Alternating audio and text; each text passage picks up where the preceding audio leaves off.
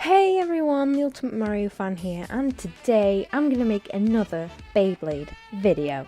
Yup, I'll be reading Before Beasts, There Was Sound, Book 1, Plug Your Ears by the one and only Low Fantasy.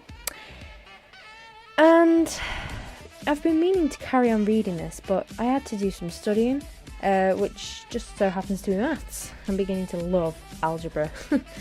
What is wrong with me? Also, I've been looking at views, and there are way more views on all of my Beyblade ones than there are, let's say, of the Japanese candy. Even unboxing wasn't that popular for 13 views, so excluding my Chester Bennington tribute, I got 150 on that. So yeah, I'm so excited for this. Here is chapter 2. Plug your ears. After checking to make sure that yes, Tyson still did have a heartbeat, Kai had pulled Tyson's arms over his shoulders. Max started jabbering about not knowing where a hospital was, but luckily Kai did know his way to the hospital. It was something of a hobby, or an OCD sort of ritual to alleviate his anxiety, to know any town he was going to be in for more than a few days, like the back of his hand, no matter the size. The moment Kai stumbled into the ER, flanked by Max and Ray, nurses converged him to take Kai... I almost said Kyson then. To take Tyson from his back. One asked if they knew Tyson's guardians. Ray said yes, but it was Kai who filled out the paperwork and handed in all Tyson's contact information, including the phone numbers and email addresses of his father, older brother, and Mr. Dickinson. Again, he had been trained to achieve excellence in all things. He took his job as a team captain very seriously, probably more seriously than his teammates would ever know. But it was hours after Tyson's grandfather came barreling into the waiting room before a doctor came out with any word on his condition. "All the tests are coming back clean," he said, all apologetic. "He seems to be in a coma, though we can't find anything wrong with his brain. He hasn't even a bruise on him." After passing the paperwork to Tyson's grandfather and blubbering more redundant reasons as to why he has no idea why Tyson has turned into a meat puppet, they finally all trooped out of the hospital and into the Granger van, leaving Tyson behind. Oh, it's really sad.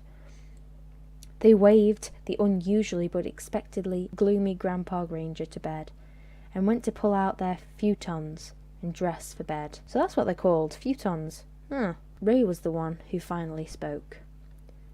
It's like he's a shell."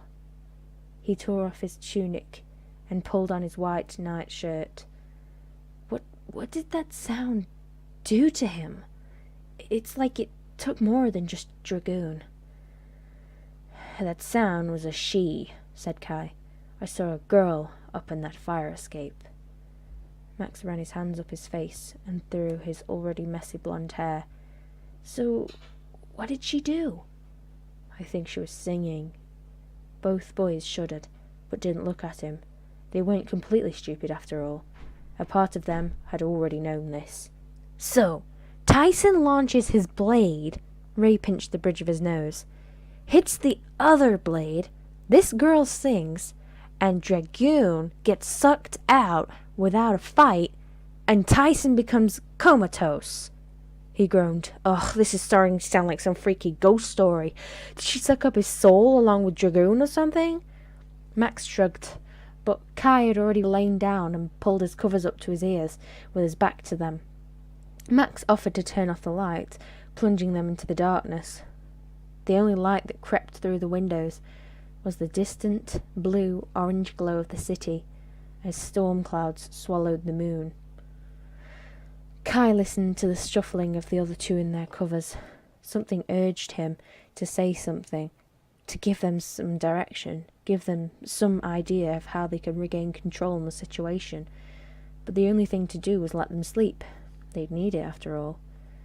After a few minutes, long enough for Kai to figure they'd fallen asleep, Max's voice piped up. "What if we get Dragoon back and Tyson's stuck like that?"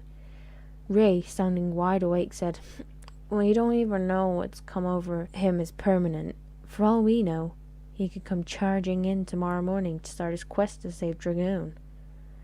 Yeah, and we'll find her tomorrow, we always do, or she'll find us. He went quiet before asking, his voice squeezing to a nervous pitch that Kai hated. It had always managed to make him feel guilty, and he did not do guilty. If she can sing our bit beasts and souls out the moment we let her blades loose, how are we going to... And because he wouldn't be able to sleep after that whining tone without saying something, Kai spoke up. Get a grip, Max. They're just people. We'll figure this out. Because he was going out for blood if they didn't. Out of sheer force and will, Kai managed to get sleep. He woke up when Kenny threw open the door with a bang. I leave you for 1 day, he screeched. 1 day! And not only does Dragoon get stolen, but Tyson's in a freaking coma! Jeez, Chief, do you have to yell? Asked Max, rubbing shadowy eyes. Kai observed with an inward frown that neither of them looked as though they'd slept much, and he suddenly wanted to strangle the bespectacled boy. That's actually quite funny. What happened? How did this happen? Please, someone tell me you know how to fix this! Calm down, cried Ray, who had a hand in his unkempt hair. The binding to his hair had half undone itself in the night, and he had poof of mane sticking out from his shoulders. Calm down? Tyson's in the hospital, in a coma! Most of the time people don't wake up from comas, and they don't even have a clue why he's like that. So how can he... He's lost his soul, said Kai irritably. That shut him up, mostly out of the virtue that Kenny had not a word prepared for being confronted by soul-snatching. Max and Ray waved their hands in the air, alarmed. We don't know that for sure. It's just a theory, a really good theory, I think. See, there was this girl, and Kenny listened with his laptop clutched to his side as they explained. Kai decided he had done his part and got up to take a shower and to find some strong coffee. He meant to be quick about it so he could get back to work, but caught himself staring at the tiles of the shower for countless minutes and sort of days. A darkness he knew too well threatened to overwhelm him, and he let it. Only once had he let it have its time roaring and tearing about in his mind, making his stomach twist tight like a fist and his chest ache. Did it finally leave him to step out of the shower? He dried, brushed his teeth, with the whole 9 yards. A presentable human being. Got to the kitchen, got to the coffee, drank it in boiling gulps as he stared out to the backyard where Kenny's floating stadium still drifted in the pond. We'll have to wait until they come to us, he thought with irritation. Damn it, I need to get a Doberman or something. What's a Doberman?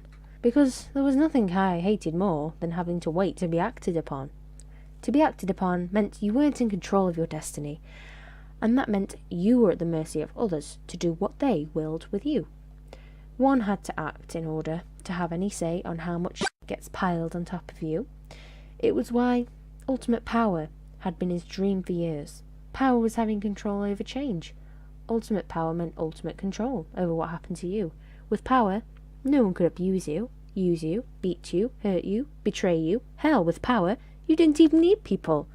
Once you had control over your own happiness, what need was there for others to obtain it? But of course, Tyson and the others had proved him otherwise on that frozen lake so long ago. I remember that episode. The years following had only unveiled to him just how twisted and warped the Abbey and his grandfather really had made him, and to think he thought he had been powerful and talented enough to avoid such a fate, the fate of a victim, to be acted upon. He dropped his mug in the sink and went back for the others. He found them still discussing what had happened in the dojo. Max, Ray, get dressed and eat something. We need to get going. What are we going to do? Asked Max, even as he stood. Isn't it obvious? Said Ray. We're going to make a bait of ourselves and wait for that blader to come find us. But what if it's a different blader this time? Well, I guess we could always look around for that girl Kai saw.